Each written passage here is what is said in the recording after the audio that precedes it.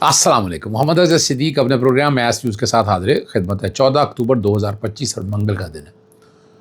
Supreme court آئینی bench جو ہے وہ اپنے ہی بھنور میں لگتا پھنس گیا اور اتنی اس آئین اگر آپ دیکھا جائے کانسٹیٹیوشنل امینڈمنٹ نے تباہی و بربادی کی ہے اور ہم اس کو پروٹیکٹ کیسے کریں. یہ فیصلہ ہماری اب عدالتوں نے کرنا ہے کہ وہ آزاد خود مختار ہیں یا ڈکٹیٹڈ عدالتیں ہیں. اس پہ ساری گفتگو ہوگی. آپ کو اندازہ ہو جائے گا آج کی ہیئرنگ کیسی رہی ہے. ویسے تو انٹرنیٹ چل نہیں رہا تھا. لاہور میں نے کوشش کی لیکن انٹرنیٹ چل نہیں رہا تھا. اور عدالتیں مرضی کا ریلیف یا اپنے طریقے سے ریلیف کیسے دیتی ہیں آپ حیران رہ جائیں گے کہ نظام ہی سارے کا سارا بگڑا ہوا ہے. کیا کہیں آپ کا. اور سہیل آفریدی کمال ہے. الیکشن جس طرح سے ہوا ساری چیزوں نے اور دیکھیں عدالتیں کسی حد تک تو آپ چل سکتی ہیں لیکن کیا کریں گی وہ جب وہ خود آئین اور قانون توڑیں گی تو بڑا مشکل ہو جاتا ہے. یہ یاد رکھنا ہے آپ کو. میں نے آپ کے سامنے بڑا واضح طور پر رکھا تھا کہ نا یہاں انصاف کے دروازے کیسے بند کیے جاتے. لاہور ہائی کورٹ میں آئینی درخواستوں کی سماعت جو نا وہ لاکھوں کے قریب ہوا کرتی, یعنی چلیں 2 لاکھ نہ صحیح لاکھ سے اوپر تو ہوا کرتی تھی. اس دفعہ آپ حیران رہ جائیں گے موجودہ چیف جسٹس کے دور میں انصاف کے دروازے کس حد تک بند ہو گئے ہیں, کس حد تک کٹیل کر لیے. یعنی ججز آپ کے پاس موجود ہیں, یعنی اس طرح دروازے بند کیے جاتے ہیں. یعنی یہ بھی کبھی سوچا جائے گا 26ویں آئینی ترمیم نے جو تباہی و بربادی کی ہے وہ کی ہے. لیکن اس طرح سے میں اس پہ بڑا ایک سیریس ایکشن لے رہا ہوں اور میں باقاعدہ رجسٹرار آفس سے رابطہ کر رہا ہوں. میں لکھ رہا ہوں, ایک ریپرزنٹیشن لکھ رہا ہوں, یہاں بھی بھجوا رہا ہوں اور سپریم کورٹ میں بھجوا رہا ہوں. دیکھیں کیا کیا انہوں نے. آئین کا آرٹیکل 199 کہتا ہے یہ ریمیڈیز دی ہوئی ہیں. انہوں نے ایک نئی اشتراح کی ہے. ویسے تو ایڈمنسٹریٹو تو آپ کا غلط آرڈر کیا ہے, آپ پہلے جائیں گریویس ریڈریسل پٹیشن جا کر دائر کریں.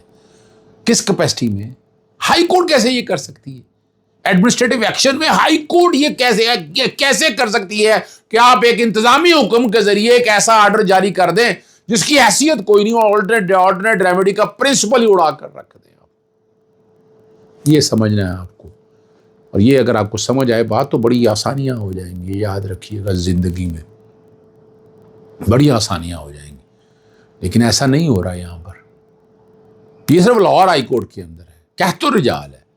میں تو عدالتوں پہ آواز اٹھاتا ہوں اور اٹھاتا رہوں گا. میں یاد رکھیے گا میں آواز اٹھاتا رہوں گا. میں آرام سے بیٹھنے والا تو آدمی ہوں نہیں.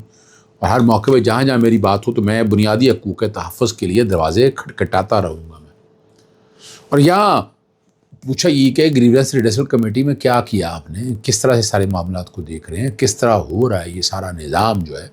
ان سب پہ میں نے بڑے سیریس سوالات اٹھائے ہیں اور پورا ڈیٹا میں اکٹھا کر رہا ہوں. کوشش کر رہا ہوں کہ پورا ڈیٹا سامنے آ جائے, ایک ایک چیز سامنے آ جائے جہاں سے ہم سمجھ سکیں کہ اس کا فائدہ کیا ہوا, کس طرح سے دروازے بند کیے جا رہے ہیں دروازے.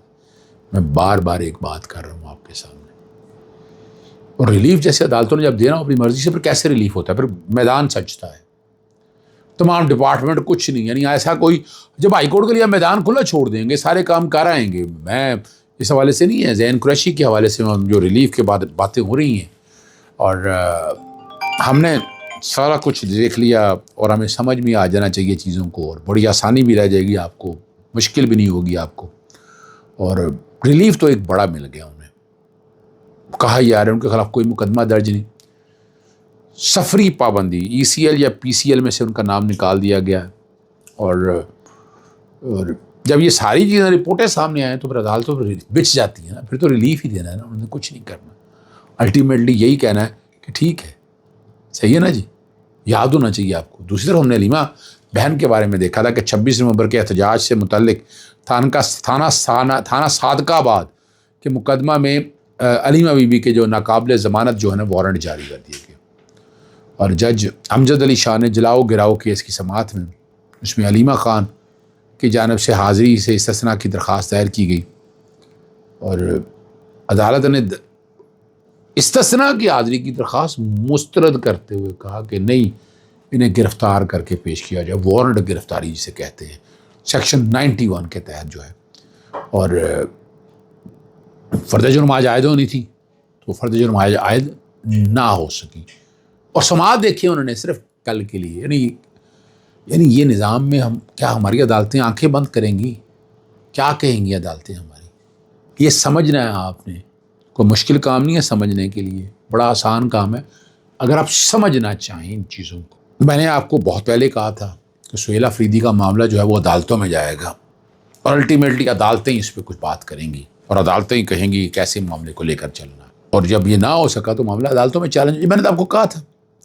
اور اس معاملے میں مولانا فضل الرحمان کا بھی میں نے ذکر کیا تھا، اور باتیں میں نے یہ کہی تھی، اور مولانا فضل الرحمان کی جو پارٹی ہے ان کی طرف سے یہ معاملہ چیلنج کر دیا، حالانکہ یہ درخواست ناقابل سماعت ہے، لیکن چونکہ ہو چکا ہے۔ دوسری طرف گورنر سے حلف لینے والا معاملہ بڑا مزدار ہے۔ سہیل آفریدی کا وزارت اعلیٰ کا الیکشن جو ہے نا، وہ لطف الرحمان صاحب نے، انہوں نے کہا جی ایک وزیر اعلیٰ کا استعفیٰ قبول کیے بغیر وزیر اعلیٰ کا نیا الیکشن نہیں ہو سکتا، یعنی زبردستی کی حکومت بنائی گئی ہے، مخصوص نشستیں چھین لی گئی، اور وزیر اعلیٰ بن رہا ہے وہ بھی قبول نہیں، اور یہ جمعیت علماء اسلام کا دورہ میں آ رہا ہے۔ اور 3 دن پہلے کامران مرزا صاحب نے، دیکھیں کامران مرزا صاحب بڑی وکیل بھائی ہیں ہمارے، اور سچی بات کرتے ہیں، ٹھیک ہے نا جی، اور بڑا واضح طور پر ہے، اور یہ میں بھی یہ کہہ رہا ہوں کہ گورنر کا اپنے ہاتھ سے لکھا ہوا جب استعفیٰ چلا گیا وہ منظور، یہ وہ ریجیکٹ ہی نہیں کر سکتا، جو ایک کمی رہ گئی تھی وہ کمی ختم ہو گئی، اور ان کے پاس اختیار ہی نہیں ہے منظور کرنے یا نہ کرنے کا۔ اور لیکن یہاں مولانا فضل الرحمان صاحب کو پارٹی کے لوگوں کو شاید پتہ ہی نہیں ہے، 26ویں آئینی ترمیم کے خلاف سرگرم نظر آئے، لیکن ہم نے دیکھا گیا کہ وہ بھی ساتھ ہی تھے، ملے ہی ہوئے تھے، اور اس وقت بہت سی سود کی شک کا بہانہ بنا کے ملا گیا، وہ بھی فائدہ دیا، یاد رکھیے گا وہ بھی فائدہ دیا گیا۔ اور اس شک دوستو جو ہے نا، وہ کہا گیا 2028 کے بعد، یعنی اس کو لیگلائز کر دیے گا، ججمنٹ کو سائڈ پہ پھینک دیا گیا، اور اس میں ایک پروٹیکشن دے دی گئی، ٹھیک ہے نا جی، اور تب تک تو بڑا کچھ بدل جاتا ہے۔ اور اب کمال کی بات ہے، مزید تو یہ بھائی کہ یہ علی امین کے خلاف تھے، اب اس کے حق میں ہائی کورٹ پہنچے، اور جے یو آئی، وہ کیا ووٹ جے یو آئی کو ملے، مخصوص نشستوں میں بھی پورا اپنے حصہ و مطابق جسے کے بعد بھی لے لیا، انہوں نے لے لیا یہ سارا حصہ۔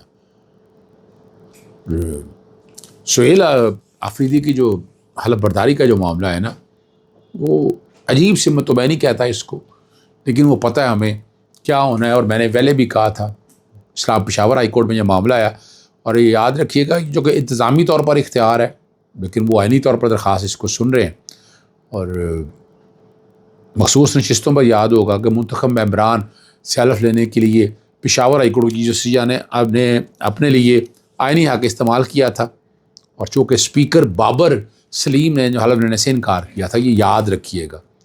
نئے وزیر اعلیٰ سے حلف لینے کے لیے چیف جسٹس فی الحال اپنے آئینی اختیار کا استعمال کر رہے ہیں، شاید اس لیے نہیں کر رہے کیونکہ گورنر نے انکار نہیں کیا، اسے چیف جسٹس نے پہلے استعفیٰ منظور نہ کرنے کی وجہ معلوم کرنے کے لیے اٹارنی جنرل کو ہدایت کی، اس کے بعد گورنر انکار کرتے ہوئے اور کوئی آئینی جواز نہیں پیش کر سکتے تھے، چیف جسٹس اپنا آئینی اختیار استعمال کر سکتے ہیں، آرٹیکل 225 کی سب آرٹیکل 2 جو ہے، انکار کرنے نہ صورت میں منطق نہیں ہے، اس کے لیے سماعت ضروری تھی، اور کیس کل فائل کیا گیا حلف برداری کے لیے۔